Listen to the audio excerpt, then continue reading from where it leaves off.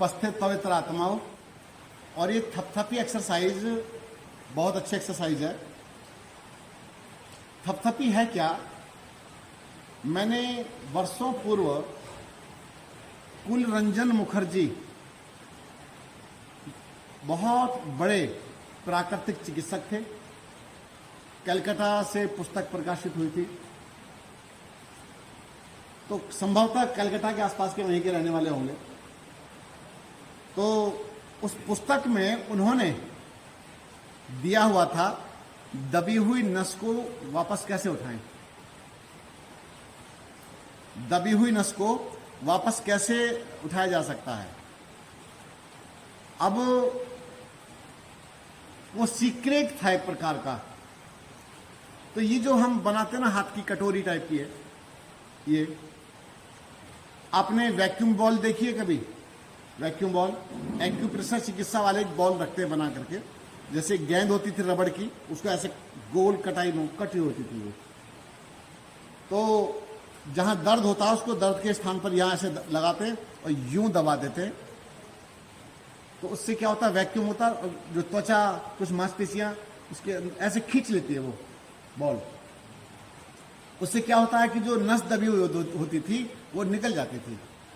ठीक कुलरंजन मुखर्जी क्या बोलते हैं कि अगर आप ऐसे कटोरी बना करके हाथ की थपथपी देते हैं इस तरह से, ऐसा करने से क्या होगा, नस ऐसे ऊपर की तरफ ऐसे आती है। आपने कभी डॉक्टर को इंजेक्शन लगाते हुए देखा है? लगाया भी होगा। आपने ये भी देखा होगा कि जब कभी नस दिखाई नहीं देती तो क्या करते, ऐसे मारते, ऐसे जोर जोर से ऐसे मार के वहां से नस को ऊपर लाते थे, ऐसे करके। ये तो जानकारी आई गई कि थपथपी देने से या इस तरह से टैपिंग करने से नस ऊपर की तरफ आ जाती है। स्पष्ट हो गया? तो ये जो थपथपी है ये बहुत बढ़िया एक्सरसाइज है। अगर आप संपूर्ण शरीर पर, जैसा कि आपने अभी थोड़ी देर पहले किया था, मैंने करवाया आप लोगों को, तो थपथपी एक्सरसाइज से आपका पूरा का पूरा शरीर की जो नाड़ियां हैं वो एकदम एक्टिवेट हो जाती है। अभी आपको लग भी रहा होगा, लग रहा है ना, बहुत आराम आया होगा। तो ये कोई मजाक तो नहीं है, ये इतनी बढ़िया एक्सरसाइज है कि सारी एक्सरसाइज एक और दर्द को भगाने वाली, और ये एक्सरसाइज एक और बिल्कुल अलग है। माताओं, बहनों, बंधुओं, आपको पता होगा, मैं तो पुरानी बातें मेरे दिमाग में आएंगी, क्योंकि मैं जब वो जीवन जिया है हमने, तो बताना तो पड़ेगा ना बच्चों को जो भूल गए हैं। पिताजी की कमर की खुदाई होती थी, खूंदते थे। जब कुछ दीवार भी नहीं होती थी तो हमें डंडा लेकर के, लाठी, हमारे घर में बड़ी मजबूत लाठियां होती थी, तो लाठी पकड़ करके ऐसे पिताजी के ऊपर से चढ़ जाते थे। तो पैर से लेकर कंधे तक पूरे शरीर को खूंदते थे। बोलो हाँ या ना? तो पिताजी की सेवा होती थी और पिताजी के जो दर्द होते थे कमर के, वो दूर हो जाते थे। तो कितना बढ़िया आनंद था, कितना बढ़िया लाभ था। पहले माताएं बहनें अपने से पति के पैर दबाया करती थी, तो ये हिस्सा दबाना होता था, ये वाला। बहू अपने सास के ये हिस्सा दबाया करती थी, ये यहां से ऐसे दबाती थी। तो कहते ना पावन लगना। आपने देखा होगा कि कई जो हमारे परंपरा के आधार पर बहुएं होती थी, ऐसे यहां से मसाज करती थी वो। अभी भी जो पुराने संस्कारों की बहुएं हैं, बड़ी आयु की बहुएं, अपनी सासू की, अपने बड़े जो जेठानी हैं उनकी, वो अभी भी सम्मान के साथ में ऐसा ही करती है। जो संस्कारवान हैं, जिनको अभी भी पता है कि सास क्या होती है, जेठानी क्या होती है, ननद क्या होती है, जिनको ये जानकारी है, तो आपको नहीं कह रहा हूं मैं। तो इसीलिए इस तरह से करती थी। तो वो क्या है, एक प्रकार से वो दबाव वाली एक्सरसाइज, दबाव की प्रक्रिया थी, दबाव की चिकित्सा थी वो। लेकिन अब क्या है, समझदार ज्यादा हो गए, इतने समझदार हो गए, सारी समझदारी मोबाइल में घुस गई।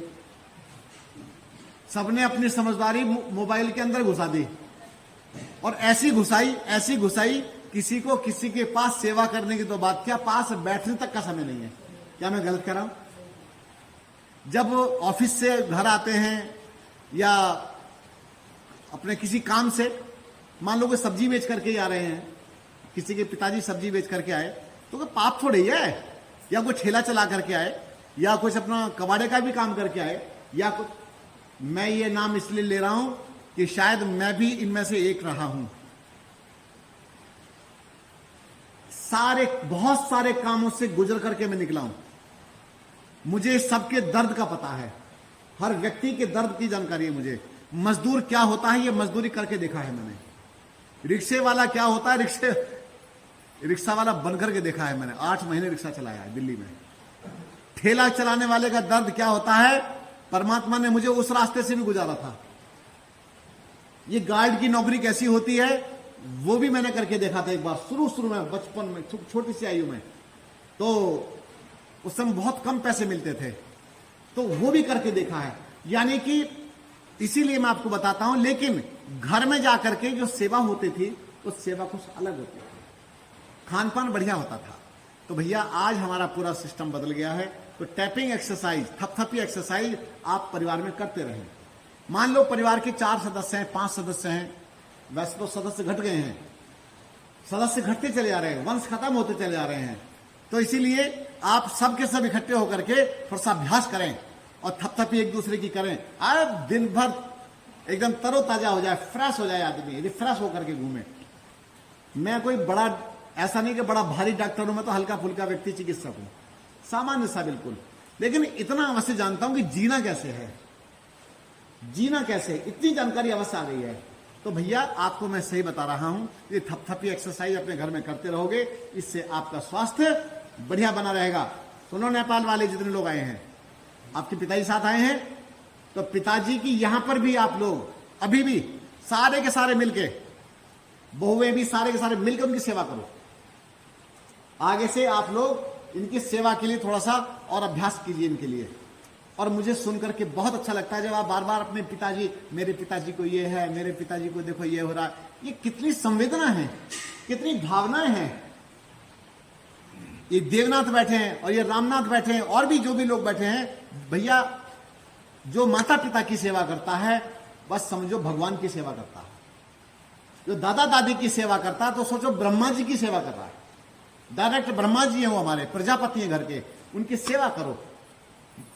और भूल जाओ कि तुम हिंदू हो, मुसलमान हो, सिख हो, ईसाई हो, तुम देशभक्त हो, राष्ट्र के सच्चे नागरिक हो। बस ये समझ करके सच्चा सदस्य हो और सबकी सेवा करो। अरे कभी भी परिवार में तनाव नहीं आएंगे। दादाजी को काहे का तनाव, पिताजी को काहे का तनाव।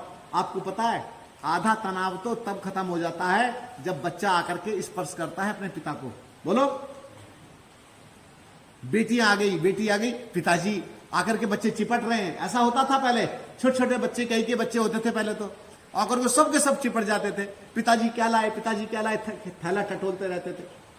होता था नहीं होता था? वो पाप था क्या वो? अरे कितना बड़ा सुख था वो कि पिताजी क्या लेकर के आए, तो पिताजी कुछ ना कुछ रख के लाते थे। कुछ ना कुछ उनके हिसाब से, जो उनका सामर्थ्य था उसके हिसाब से कुछ ना कुछ रख के लाते थे। बच्चे बड़े खुश हो जाते थे। मुरमुरे ही रख लाए, ले भाई तेरे लिए ये लाया, ले भाई ये पकड़, ये पकड़, ये पकड़। और ये सुख था। और कंधे पर बिठा करके बच्चे को लेके घुमा करते थे पिताजी, तो कंधे की भी एक्सरसाइज होती रहती थी। दम रहता था, बच्चे को उठाने का सामर्थ्य बना रहता था। अब खुद को नहीं उठा पाता, खुद को उठाना भारी हो रहा है। पहले 2-2 बच्चों को, मां को देखा कभी 2-2 बच्चे ले जाते हुए? बोलो हाँ या ना? मैंने देखा है।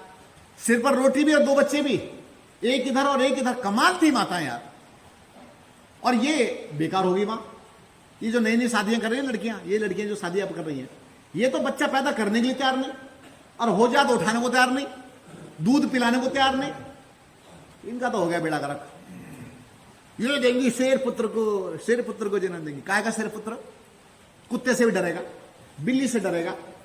तो इसीलिए आप लोग सेवा की भावनाओं को जगाइए, अपने बड़ों की सेवा कीजिए और अपने वंश को पूरा का पूरा वापस खड़ा कीजिए। वंश नहीं है आपका तो ये सब परंपराएं भी सारी खत्म होती चली जाएंगी, संस्कृति वगैरह सब लुप्त होती चली जाएंगी। तो आप लोग मेरी बातों को गंभीरता से समझे, ध्यान से समझे, नहीं तो कुछ भी नहीं बचेगा, कुछ भी आपके पास नहीं है। स्वास्थ्य भी नहीं है, धन थोड़ा बहुत आपने कमा रखा होगा, बैंक में रख लिया होगा। किसी के पास में 10,000 होंगे बैंक में, तो किसी के पास 10 लाख होंगे, किसी के पास 10 करोड़ होंगे। खाएगा तो रोटी ही। भीख मांगने वाला भी क्या खाता है शाम को? बोलो, रोटी सब्जी खाता है ना। और अमीर आदमी क्या खाता है? सोने की तो नहीं खाता। नहीं नहीं, कभी सोने की खाता हो बना बना करके, हीरे लगा लगा खा जाता हो। हीरा तो वैसे ही मार देगा, जहर है पूरा। हीरा चाट के देख लो, पता चल जाएगा। तो इसी प्रकार से हीरे की, सोने की, चांदी की इनकी रोटी नहीं खा जाती है। अरे आदमी बन करके रहो, अपने बड़ों की सेवा करो। सेवा, मां के चरणों में स्वर्ग है। मुझे एक नौजवान ने बताया कि मैं घर से भाग गया था और मेरे पिताजी की जो थी ना, वो मृत्यु लावारिस ढंग से हुई और उनको कहां जलाया, क्या हुआ, किसी कुछ पता नहीं चला। बोले मुझे इतना दर्द है कि मैं अपने बाप की सेवा नहीं कर पाया, मां की सेवा नहीं कर रहा। तो मैंने उस नौजवान को समझाया था मैं कि बेटा तू अब ऐसा कर, तू अपने मां के पास चल, तू अपनी मां के आंसू पोंछ। अगर तू उसकी आंखों से आंसू पूछेगा तो तेरी आंखों में आंसू नहीं आएगा। तू उसकी सेवा कर। वो बोले मुझे बहुत डांटे। अरे डांट नहीं, मार खा उसके हाथ की। अरे भाग्यशाली है तू, मां के हाथ की मार खा। मां तेरे को थप्पड़ मारे, गर्व महसूस कर कि तुझे मां तेरी थप्पड़ मार रही है, थप्पड़ मार रही है तेरी मां तुझे। अरे तू गर्व महसूस कर, गर्व कर, गर्व कर। अरे पगले। एक ने कहा आपको क्या पता मुझे दोनों तीनों भाई इकट्ठे होकर मारते हैं। अरे बड़ा भाग्यशाली, तुझे भैया मार रहे। दूसरा नहीं मार सकता उसके सामने। बोलो, भाई के सामने दूसरे भाई को दूसरा व्यक्ति पीट सकता है? जान ले लेगा, ये मेरे भाई को हाथ कैसे लगाया। अब तो भाई नहीं है, अब तो भाई नहीं बचे। भाई कहां है? तुमने अपने लड़के को भाई नहीं दिया। वो घुट रहा है अकेला अकेला, सड़ रहा है, मर रहा है अकेला अकेला। वो भाई नहीं उसके पास। यूं चलते थे भाई, ऐसे बाजू ऐसे चढ़ करके यूं कर चलते थे, ऐसे भाई हैं हम। लेकिन अब वो नीचे, ऐसे नीचे करके चलेगा, उसका भाई नहीं है साथ में। तो इसीलिए परिवार संगठित नहीं, परिवार टूट गए, परिवार निष्क्रिय होते चले जा रहे हैं। परिवारों में आलस्य बढ़ गया है, परिवारों में घमंड बढ़ गया है, ईगो बढ़ गया है, बिना मतलब का ईगो बढ़ गया है, फालतू का ईगो बढ़ गया है। तो इसीलिए अपने बड़ों की खूब जम के सेवा करो और अपने वंश पर ध्यान दो। अपने बच्चों को सबल बनाओ, मजबूत बनाओ, अच्छी शिक्षा दो उन्हें, तो तुम्हारा क्या, ताकि तुम्हारे को वो सेवा कर सके। लेकिन इतना लायक मत बनाना पढ़ा लिखा करके कि तुमको जब तुम बड़े हो जाओ, जब तुम बूढ़े हो जाओ, तुमको नालायक समझने लगे, तुमको डांट डांट के बात करे। कौन? बेटा है, मैं ज्यादा पढ़ा लिखा हूं। पढ़ाया किसने? पिताजी ने। अब तो उसको नालायक समझता है पिताजी को। इनको तो अकल नहीं है, इनको तो समझ ही नहीं है, ये तो बेवकूफ हैं। ऐसे शब्द बोलना ही महापाप है। ये जो ऐसे शब्दों का प्रयोग करते हैं ना अपने पिता के लिए, अपने पति के लिए, या इस तरह के जो शब्द प्रयोग किए जाते हैं, अरे आपको क्या पता है, आपको संसार का क्या पता है। ये जो चीजें है ना, ये तुमको बीमार बनाती है। तुम मानसिक रोगी हो और उसको बना के रखते हो। तो इसीलिए अपने घर में एक दूसरे का खूब कहना मानो भैया, और खूब संभल करके रहो, अपने बड़ों की सेवा करो। किसी की दादी बीमार हो रही हो, आधी दादियां तो इसलिए बीमार है कि बहू पास नहीं बैठती। आधी दादियां इसलिए बीमार हैं, सास इसलिए बीमार हैं कि उनकी बहू ढंग से बात नहीं करती। अब जब बात नहीं करते तो उसको चिड़चिड़ापन आता है। किसको? सासू मां को। अब कहती है मेरी सासू गुस्सा करती है। अब इनमें आपस में तनाव ही तनाव है बेचारे में। लेकिन अगर एक दूसरे के पास बैठे, सेवा करें। पहले तेल लगाया करती थी सिर में, ध्यान है आपको? सास बहू के सिर में तेल लगाया करती, सिर में तेल भर के उसकी मालिश करती थी, और बहू सास की करती थी, कंघी करती थी बैठा करके। कहां लुट गया जमाना, कहां समय लुटता जा रहा है। एक दूसरे की भरपूर सेवा होती थी। ये सेवा नहीं था, ये स्पर्श था, ये स्पर्श था, स्पर्श। और जब सास जाती थी ना परिवार छोड़ करके, मरती थी, तो बहू फूट फूट कर रोती थी, माँ जी आप अपना आशीर्वाद हमसे हटा करके चली गई। लेकिन आज क्या बोलती है? पता नहीं ये सास कब मरेगी, पता नहीं कब इसके प्राण निकलेंगे। दिल करता है इसे गला घोट दूं, अपना गला घोट ले। ये सेवा है, ये संस्कार है। तो इसीलिए भैया अपने अपने संस्कारों को संभालो अपने अपने बच्चों को संभालो, इन्हें सही शिक्षा दो। मैं प्रयास करूंगा जितना मेरे में सामर्थ्य है कि बच्चों के शिविर लगाएंगे, बच्चों के शिविर लगाएंगे, बेटियों के शिविर अलग से लगाऊंगा। एज ग्रुप हम बांट देंगे, डिवाइड करेंगे। बेटियों के शिविर अलग से लगाए जाएंगे, बेटियां आवे, बहनें आवे, माताएं आवे, माताओं के अलग से लगाऊंगा। आगे हम सोचेंगे कि कुछ एज ग्रुप के हिसाब से ऐसे कुछ शिविरों के आयोजन करें, और वो शिविर ऐसे होंगे इसमें किसी भी मत मतांतर के सबके लिए द्वार खुला होगा। ये हर व्यक्ति के लिए द्वार खुला होगा। यहां पर केवल राष्ट्र प्रेमी बनाया जाएगा, यहां पर केवल एक इंसान बनाने की बात कही जाएगी, हैवान बनाने की बात नहीं कही जाएगी। आओ हम लौटे अपनी संस्कृति की ओर, नहीं तो धीरे धीरे हमारा चमन लुट जाएगा, खत्म हो जाएगा। बहुत बहुत धन्यवाद।